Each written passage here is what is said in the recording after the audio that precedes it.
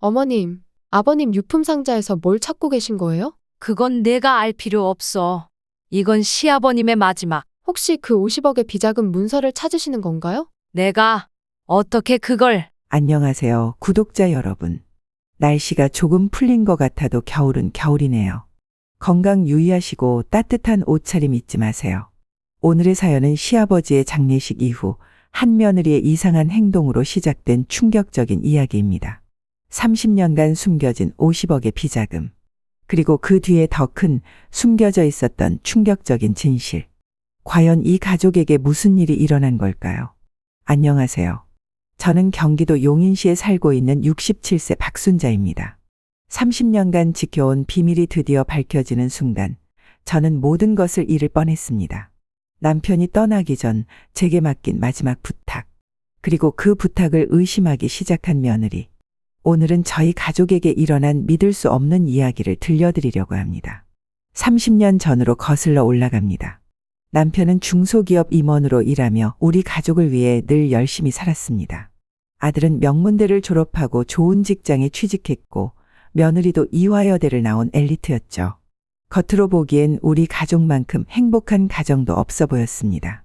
하지만 그날 남편이 갑자기 쓰러졌다는 연락을 받았습니다.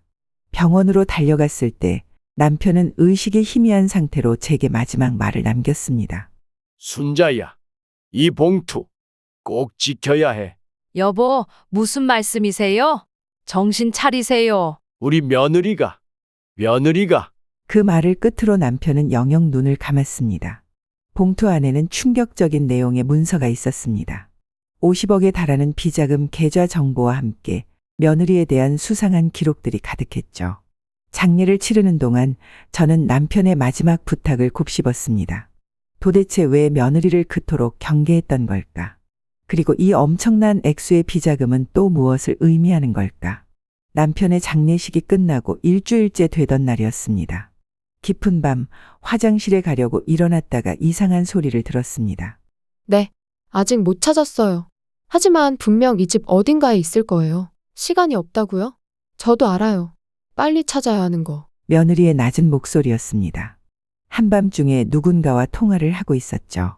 가만히 귀를 기울이자 며느리의 발소리가 남편의 서재 쪽으로 향하는 게 들렸습니다. 어머님, 이렇게 늦게까지 안 주무세요? 갑자기 불을 켜며 며느리가 물었습니다. 아, 화장실에 가려고. 아, 네. 저는 아버님 유품을 정리하려고 했어요. 이 늦은 시간에? 며느리의 행동이 이상했습니다. 분명 통화하는 소리를 들었는데 유품을 정리한다니. 다음 날부터 며느리의 수상한 행동은 더욱 노골적으로 드러났습니다.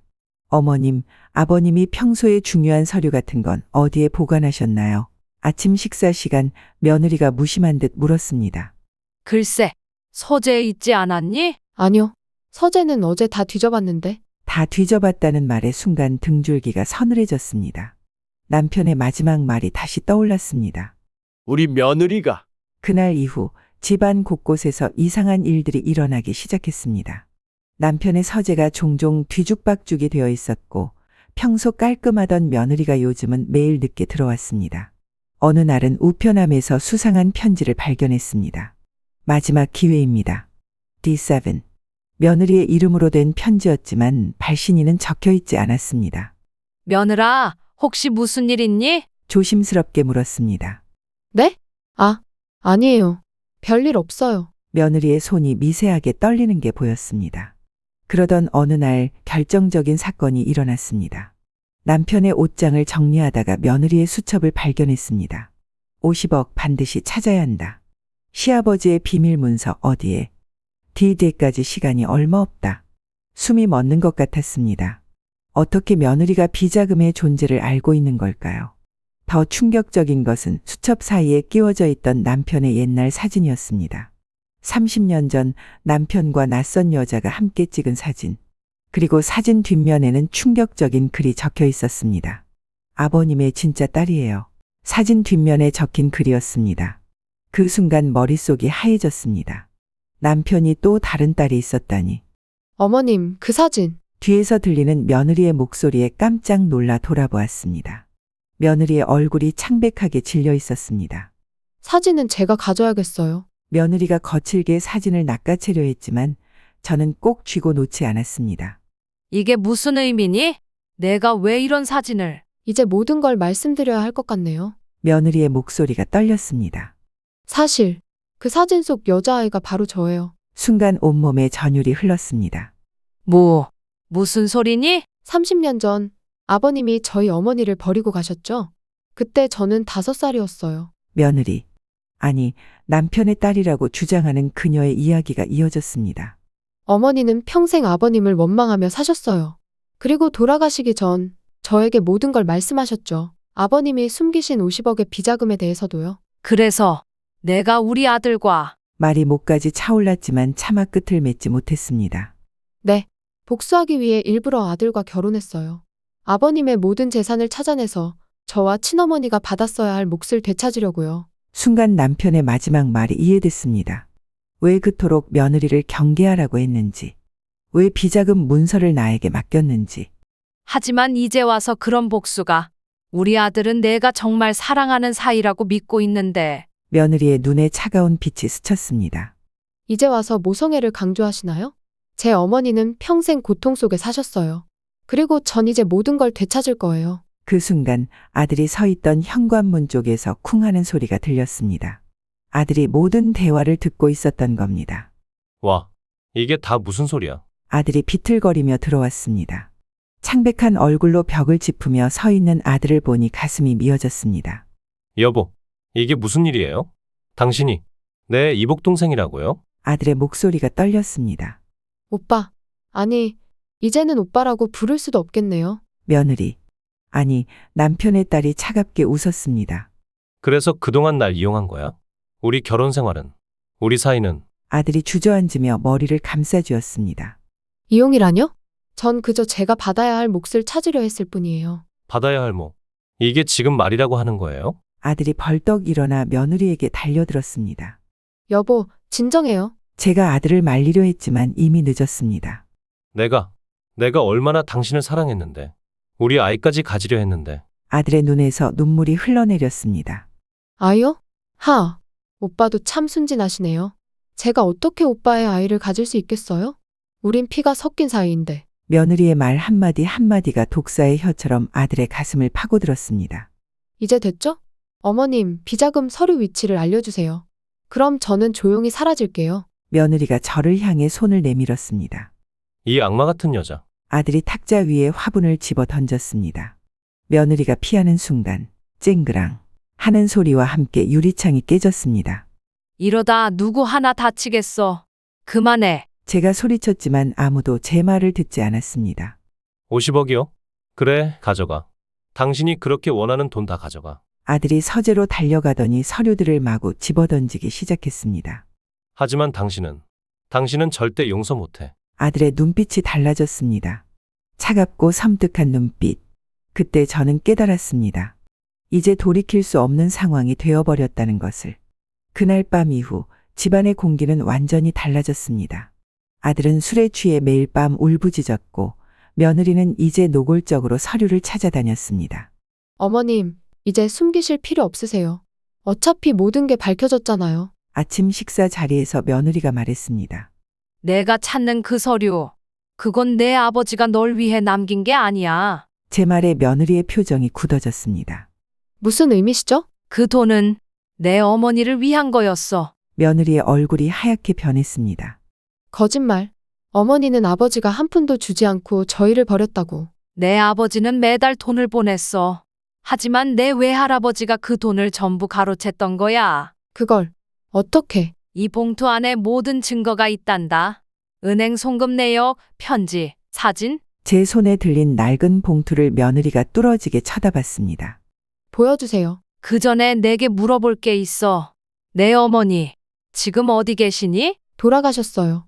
3년 전에. 순간 며느리의 눈에서 눈물이 흘렀습니다. 차갑기만 하던 그녀의 얼굴에 처음으로 인간다운 감정이 스쳤습니다. 이제라도 진실을 알아야 할 것 같구나. 봉투를 열려는 순간 현관문이 요란하게 열렸습니다. 어머니, 이 여자 말 한마디도 믿으시면 안 돼요. 만취한 아들이 휘청거리며 들어왔습니다. 이게 다 연극이라고요. 저 여자가 얼마나 거짓말을 잘하는지. 아들이 며느리의 멱살을 잡으려 했습니다. 그 순간 봉투에서 한 장의 사진이 바닥에 떨어졌습니다. 젊은 시절의 남편과 한 여자가 아기를 안고 찍은 사진. 그리고 뒷면에 적힌 글씨. 우리 딸 지은이에게 언젠가 이 진실을 알게 될 때 너의 어머니를 용서해 주길. 방 안이 순식간에 조용해졌습니다. 이제 모든 걸 밝힐 시간이 온 것 같았습니다. 이게 무슨 의미죠? 어머님, 며느리, 아니, 지은이의 목소리가 떨렸습니다. 내 어머니는 그 돈을 거절했단다. 자존심 때문에. 저는 천천히 봉투 속에 서류들을 꺼냈습니다. 매달 보낸 양육비 송금 내역, 그리고 내 어머니가 도장 찍어 돌려보낸 수표들. 노란 빛이 바랜 서류들을 하나씩 펼쳐 보였습니다. 아버지는 저희를 버린 게 아니었다고요? 지은이의 눈에서 눈물이 흘러내렸습니다. 그리고 가장 큰 비밀은 이거야. 마지막으로 꺼낸 것은 낡은 병원 서류였습니다. 내 어머니의 치료비 영수증. 내 아버지는 몰래 모든 치료비를 지불했어. 치료비라뇨? 내 어머니가 암으로 투병하실 때. 지은이가 주저앉았습니다. 거짓말이에요. 어머니는 돈이 없어서 제대로 된 치료도 못 받고. 아니란다. 내 어머니는 모든 치료를 다 받으셨어. 다만 그 사실을 숨기셨던 거지. 왜 이런 이야기를 이제야? 지은이가 흐느끼며 물었습니다. 내가 복수를 위해 우리 아들과 결혼했다는 걸 알면서도. 난 끝까지 지켜보고 싶었단다. 내가 진정 우리 아들을 사랑하게 될지. 순간 지은이의 얼굴이 창백해졌습니다. 저는 넌 정말 우리 아들을 사랑하게 됐지? 그래서 더 괴로웠던 거고. 지은이가 울음을 터뜨렸습니다. 그리고 그 뒤에 서 있던 아들도 눈물을 흘리고 있었습니다. 이제 마지막 진실을 알려줄게. 제가 마지막 서류를 꺼냈을 때 현관문이 다시 한번 열렸습니다. 거기엔 충격적인 인물이 서 있었죠. 어머니, 현관문 앞에 서 있던 사람은 바로 지은이의 어머니였습니다. 지은아. 휠체어에 앉아있는 그녀의 모습에 모두가 충격에 빠졌습니다. 어머니, 돌아가셨다고. 3년 전에. 지은이가 비틀거리며 뒤로 물러섰습니다. 난 죽지 않았어. 다만 내가 이 복수를 포기하길 바라며 숨어 있었을 뿐이야. 지은이의 어머니가 천천히 휠체어를 밀고 들어왔습니다. 이건 말도 안 돼요. 지은아, 이제 모든 걸 말해줄게. 지은이의 어머니가 깊은 한숨을 내쉬었습니다. 내 아버지는 우리를 버린 게 아니었어. 내가 그 일을 떠난 거였어. 방 안이 쥐죽은 듯 조용해졌습니다. 당시 남편은 지은이 엄마를 정말 잊지 못했어요. 제가 말을 이었습니다. 그래서 임종 직전에도 이 비자금을 꼭 지은이 어머니께 전해달라고. 그런데 왜 저한테 거짓말을? 지은이가 어머니를 향해 소리쳤습니다. 널 보호하고 싶었어. 내가 이런 복수심에 사로잡혀 살길 바라지 않았거든. 그때 아들이 천천히 지은이에게 다가갔습니다. 당신이 정말 내 여자였던 적은 없었나요? 아들의 목소리가 떨렸습니다. 지은이가 고개를 저었습니다. 처음엔 아니었어요.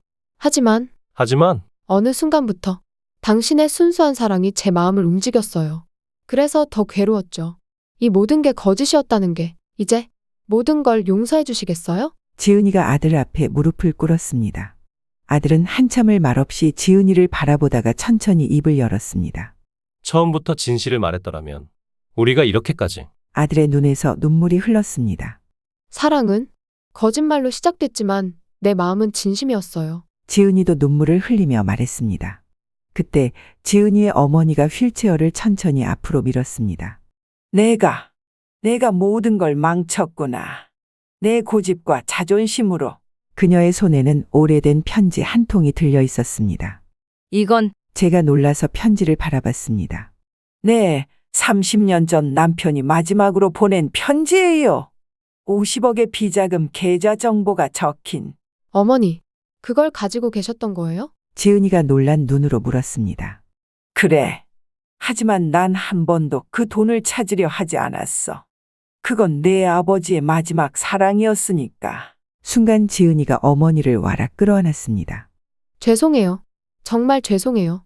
전 아무것도 몰랐어요. 아들이 천천히 다가와 지은이의 어깨에 손을 얹었습니다. 이제 우리 모두 새로 시작하는 건 어떨까요? 그로부터 5년이 지났습니다. 지은이와 아들은 새로운 시작을 선택했고 예쁜 손녀도 태어났죠. 지은이의 어머니는 이제 우리 집 옆 아파트에서 지내십니다. 휠체어 생활이지만 매일 손녀를 보며 행복해 하시는 모습이 참 보기 좋습니다. 50억의 비자금은 결국 장애인 복지재단에 기부하기로 했습니다. 지은이의 어머니가 먼저 제안하셨죠. 이 돈은 원래 사랑에서 시작된 거잖아요. 다시 사랑으로 돌려보내요. 얼마 전 남편의 제삿날이었습니다. 온 가족이 모여 제사를 지내는데 문득 남편의 영정 사진이 미소 짓는 것 같았습니다. 여보, 이제 우리 가족 모두 행복해요. 걱정은 하지 마세요.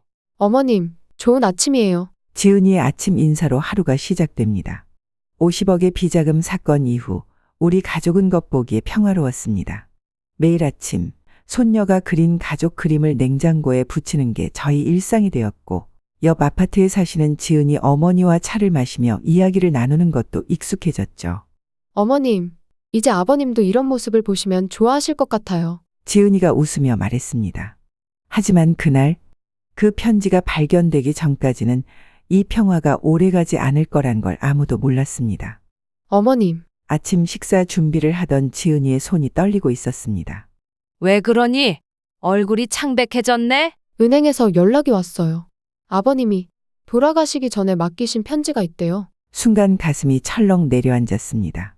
남편은 왜 은행에 편지를 맡겼을까? 그리고 왜 하필 지금? 편지에는 정확히 10년 후에 열어보라고 쓰여 있었대요. 지은이의 목소리가 떨렸습니다. 오늘은 남편이 떠난 지 정확히 10년이 되는 날이었습니다.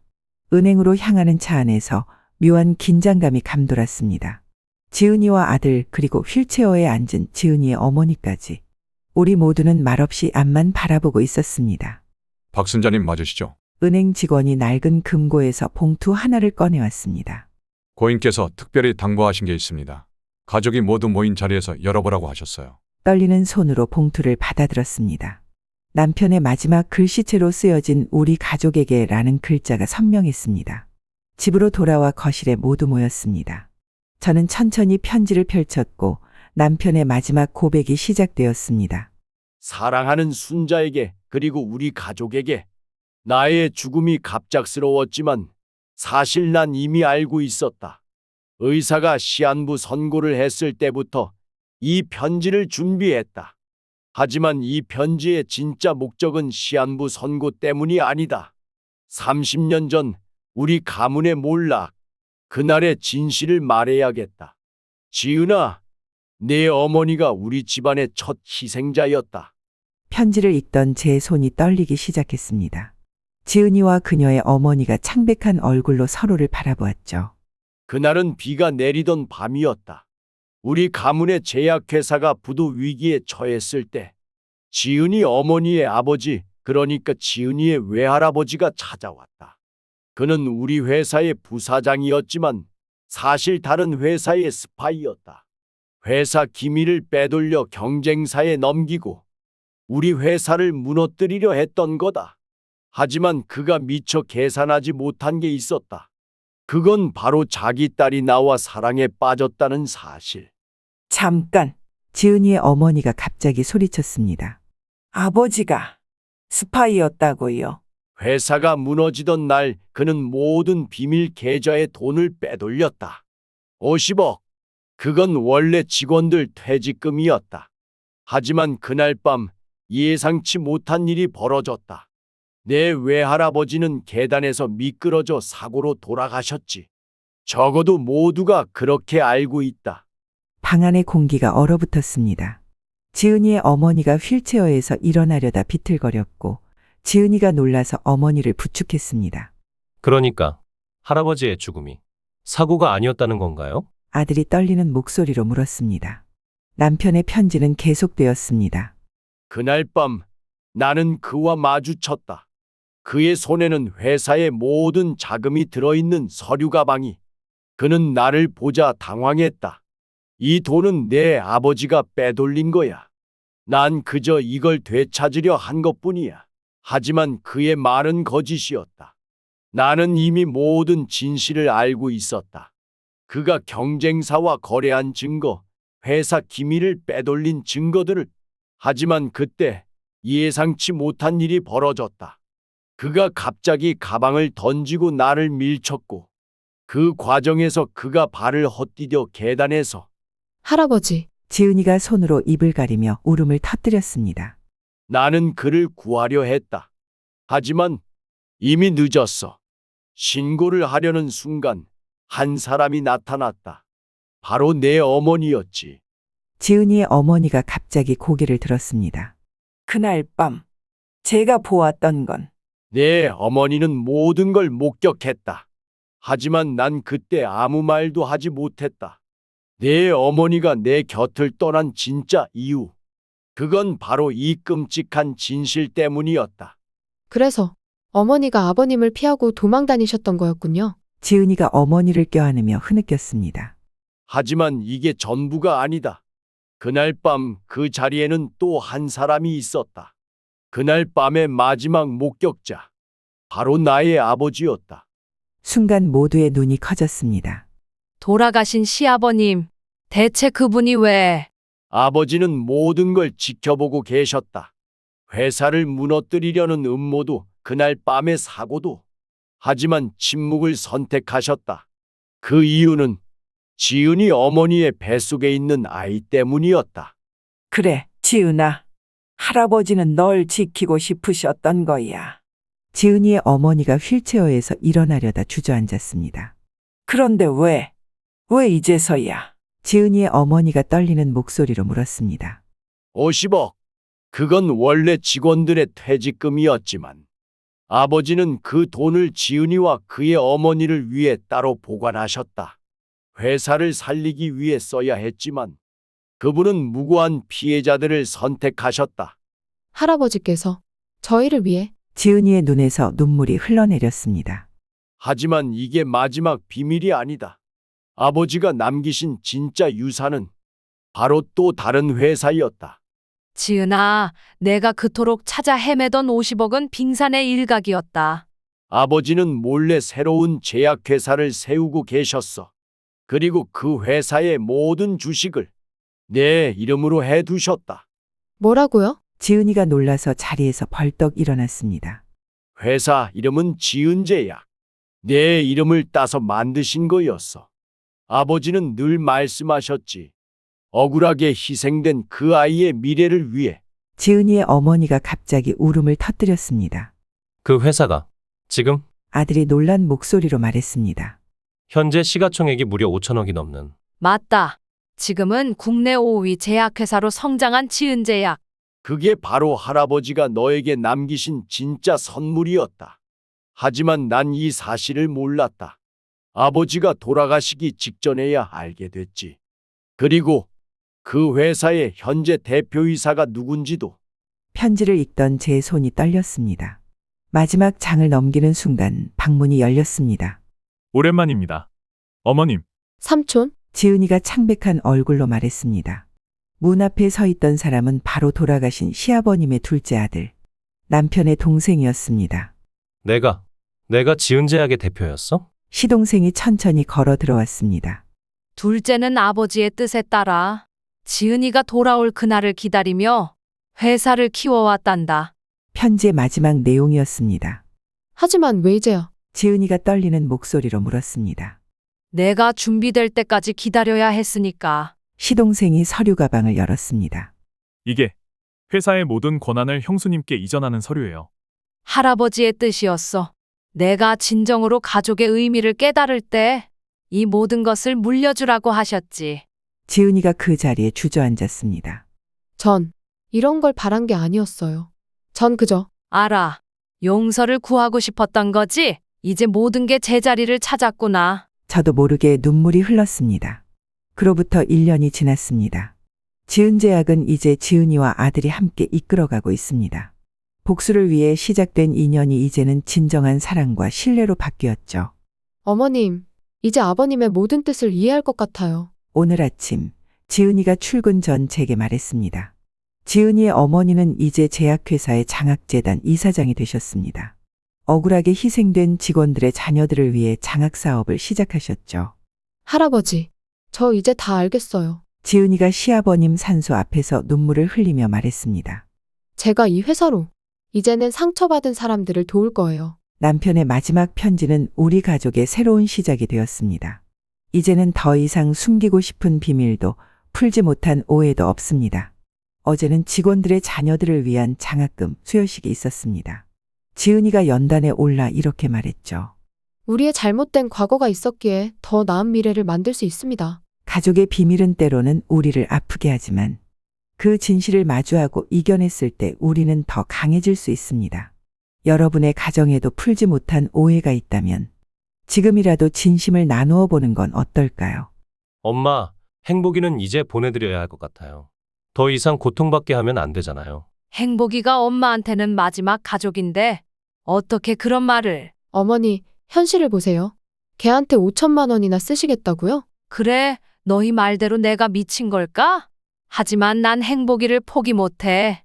우리 행복이만이 내 곁을 지켜준 진짜 가족이니까. 반려견을 위해 전 재산을 기부하겠다고 선언한 68세 어머니와 이를 막으려는 자식들 사이의 처절한 갈등.